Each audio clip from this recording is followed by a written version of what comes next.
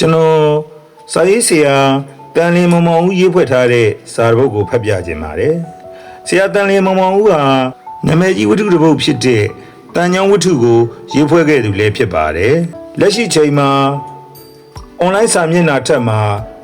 သူ့ရဲ့ဘဝဖြတ်သန်းမှုအတွေ့အကြုံတွေကိုအခြေခံပြီးတော့ဘဝဖြတ်သန်းမှုပုံရိပ်တွေအဖြစ်စာစုလေးများကိုရေးဖွဲ့နေပါတယ်အဲ့ဒီလိုရေးဖွဲ့ထားတဲ့ထဲကစာစုလေးတစ်ခုကိုကျွန်တော်ဖတ်ပြခြင်းပါတယ်စာစုလေးနာမည်ကတော့နှိမ့်ချလွန်းသူတူ2019ခုနှစ်တုန်းကဖြစ်သည်မြန်မာနိုင်ငံစာရေးဆရာအသင်းကစာရေးနည်းအခြေခံလမ်းညွှန်သင်တန်းဖွင့်သည်ဆရာမောင်ခင်မင်းဒနုဗျူကမြန်မာစာရေးဖွဲ့နှင့်ပတ်သက်၍သင်ကြားပို့ချသည်ကျွန်တော်ကဝိထုလိုရေးသားခြင်းအတတ်ပညာနှင့်စေမောမှာ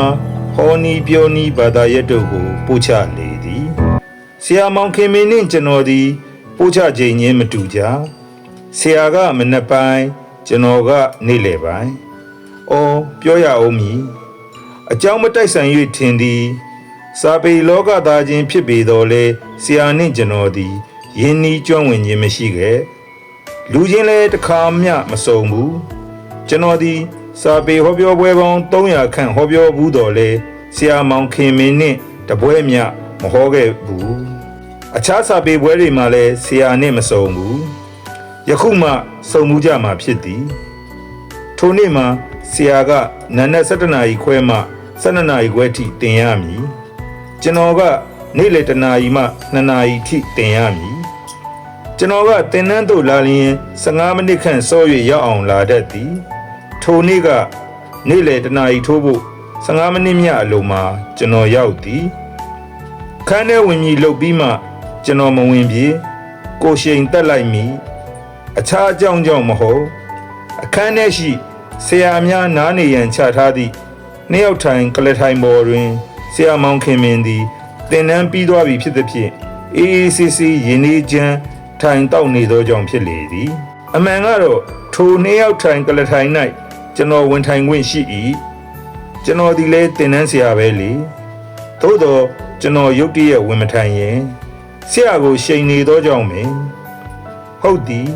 ဆရာကကျွန်တော်ထက်အသက်ကောဝါကောကြီးသည်ပြီးတော့စာပေပညာရှိတူဆိုတော့ကကျွန်တော်ဒီအခန်းထဲသို့မဝင်သေးပဲအပေါက်ဝတွင်ရက်ခါဆရာပြန်၍အထွက်ကိုစောင့်နေမိလေ၏ဒီတွင်စာပေဖွဲ့ရုံးမှကလေးမလေးကကျွန်တော်ကိုတွေ့သွားပြီးဟဲဆရာမတ်တက်ကြီးအထဲဝင်လေထိုတန်ကိုဆရာကြားသွားပုံရသည်အပေါက်ဝသို့လှမ်းကြည့်သည်ကျွန်တော်ကိုတွေ့တော့နောက်တင်မြင့်ဆရာမန်းတည်သွားပုံရသည်ဆရာသည်ထိုင်ကုန်တစ်ဖက်သို့ကတ်နိုင်သမျှကတ်၍ထိုင်လိုက်လေ၏ကျွန်တော်ကိုနေရာပေးလိုက်ခြင်းပင်ကျွန်တော်အခန်းထဲသို့ဝင်လိုက်သည်ဆရာနာရောက်တော့လက်အုပ်ချီခါကိုညှို့ရင်းဆရာကြော့နော်ဟုပြောပြီးနဘေးတွင်ဝင်ထိုင်လိုက်၏ကျွန်တော်တန်လျင်မောင်မောင်ဦးပါဆရာဒီတော့ဆရာသည်ပြပြတလဲဖြစ်သွားပြီးကျွန်တော်လက်စုံကိုဆွဲယူလိုက်ခါအတုတ်ပြောသည်ထင်ပါသည်နီတွေ့ရတာဝမ်းသာလိုက်တာဆရာရဲ့ကျွန်တော်ဆရာတန်ချောင်းပရိသတ်ပါခမညာကျွန်တော်ရင်ထဲမှာဟာကနေဖြစ်သွားရပါလေသည်အော်ဆရာရဲ့လူကြီးပိတာလွန်လိုက်တာကိုနှိမ့်ချလွန်လိုက်တာဆရာရဲ့တန်လျင်မောင်မောင်ဦး